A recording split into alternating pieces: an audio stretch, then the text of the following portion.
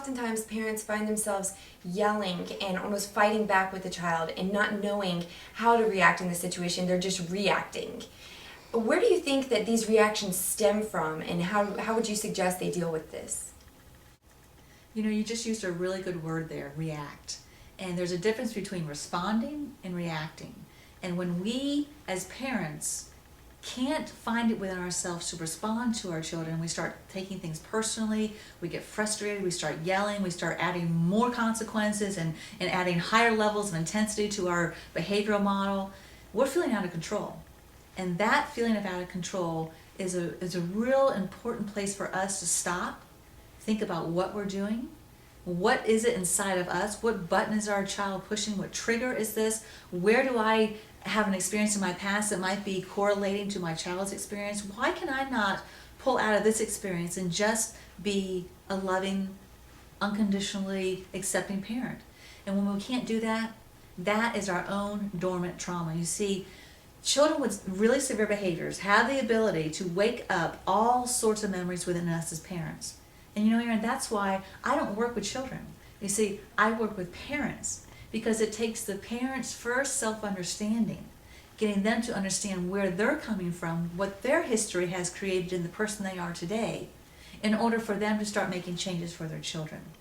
And that is the premise of the work, is really understanding that the parent's own regulatory system, the parent's own self-understanding, their ability to stay in a place of love and acceptance and understanding, okay, that's another piece I want to add in here, is that if we are upset, if we are uptight, if we are in our own stuff, it offers no space for us understanding our children.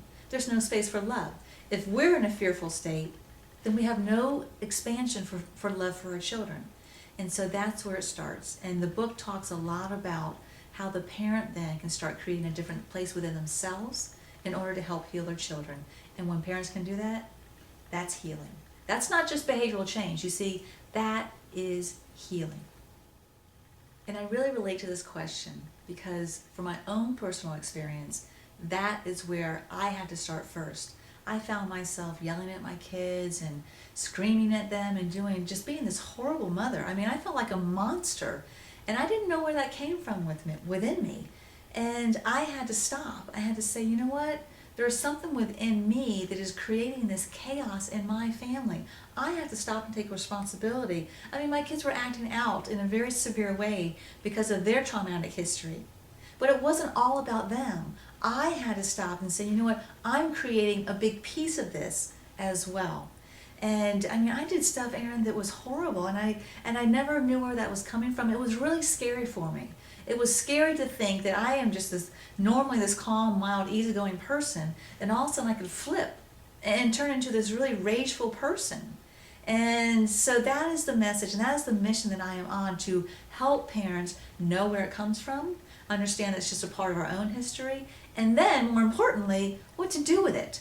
Instead of blaming our children for it, but for me then as a parent to stop, do some healing, and then be able to be in a really healing place for my children. And that's what it takes.